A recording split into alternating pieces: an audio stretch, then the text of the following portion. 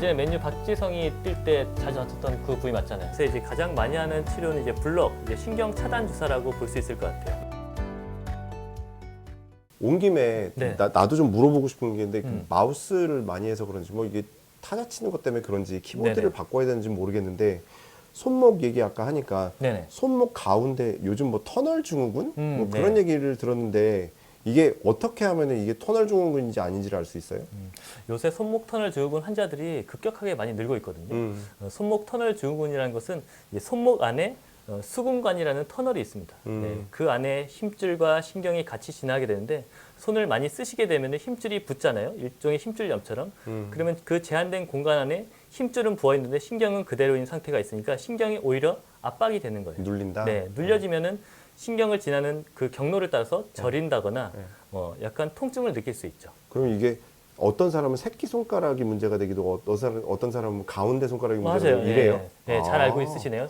보통 손목 터널 증후군 환자분들은 첫 번째, 두 번째, 세 번째 손가락에 신경을 보통 지배하거든요. 그 신경을 따라서 감각이 떨어지거나 저림감을 호소하신 경우가 많고 그 외에 부가적으로 이제 팔꿈치 터널 증후군이라는 질환도 있어요.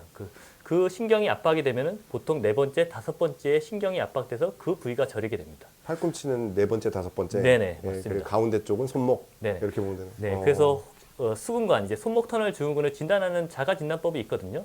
가장 흔한 거는 이제 그 손목 터널이 지나는 부위를 자기 손가락으로 눌러보는 거죠. 그래서 10초 정도 눌러봤을 때 저림감이 더 심해지거나 증상의 악화가 있다면은 저희가 그 증후군으로 생각해 볼 수 있고 또 손목을 이렇게 구부린 자세 있죠.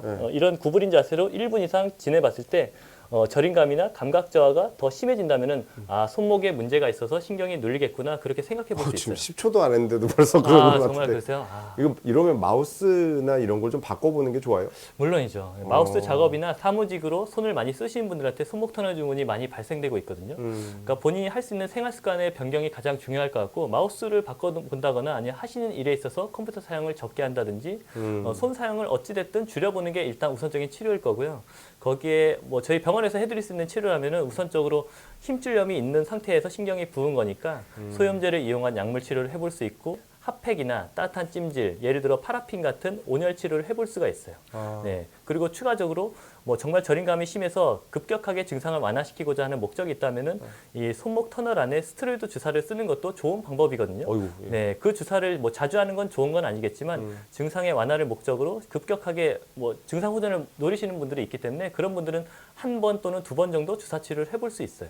네, 그렇게 했음에도 환자분의 증상이 호전이 없고 계속적으로 저리고 밤에 잠을 깬다든지 그런 불편감이 심해진다면은 뭐 맹목적으로 주사나 약만 처방받는 게 아니라 맞아요. 병원에 오셔서 진단을 받고 신경의 압박을 확인한 후에 저희가 할 수 있는 방법이라고는 이제 수술을 이용해서 뭐 수술이라는 게 특별한 게 아니라 그 신경 터널을 조그만 절개를 통해서 열어주면은 증상 자체가 금방 좋아지거든요. 네, 그런 치료를 해보실 수 있는 거예요.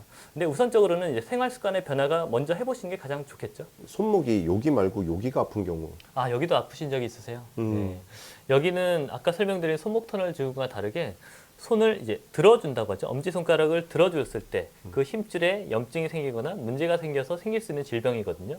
흔히 이제 득회르뱅이라는 병이에요. 그래서 득회르뱅이라는 사람이 발견했기 때문에 그런 병으로 불리고 있고 가장 흔히 진단할 수 있는 방법은 한번 따라해 보시겠어요?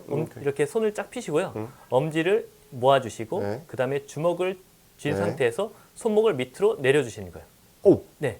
그럴 때 안 내려와. 이 지금 아프신 부위가 찌릿하거나 통증이 심하게 올 때는 아, 이 부위에 힘줄이 문제가 있구나.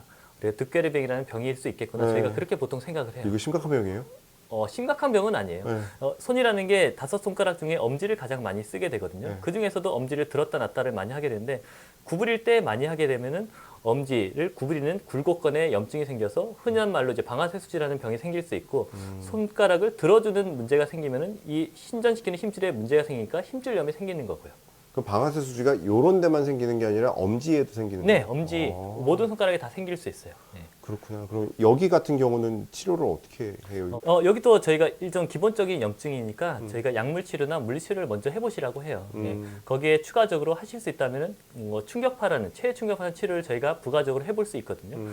반응이 꽤 좋은 편이어서 많은 환자분들이 하고 계세요. 체외 충격파 저 해본 적 있는데 그러세요? 굉장히 아프던데. 아, 해보셨어요? 네. 그러니까 체외 충격파라는 치료가 이제 딱딱딱딱 때리면서 나는 맞아요, 치료잖아요. 그래서 뭐 안 아픈 부위는 안 아플 수도 있고 아픈 부위는 딱딱 때렸을 때 아플 수도 있는 치료예요. 그거 되게 신기하더라고요. 네. 안 아픈 데다가 되면 아무렇지도 아프죠? 않은데 네네. 아픈 데다가 딱 되니까 떡떡떡 맞아요. 때리는 느낌. 아파서 정말 한 번 맞고도 치료 못 받겠다고 하시는 분들도 많고, 근데 치료 효과가 좋아서 한 번만 맞았는데도 효과가 좋다 하시는 분들도 많아요. 그러니까 그게 네. 한 두세 번 받아보니까 와 이건 진짜 받고 나서는 정말 차이가 크구나. 그렇죠. 네. 그런 거 그래서 알았어요. 충격파 치료라는 게 이제 힘줄에 염증이 있거나 뭐 예를 들어 힘줄이 부분적으로 찢어졌을 때 거기에 초음파를 이용한 체외적 충격을 줘서 힘줄의 재생이나 염증을 가라앉히는 목적으로 해볼 수 있는 치료거든요.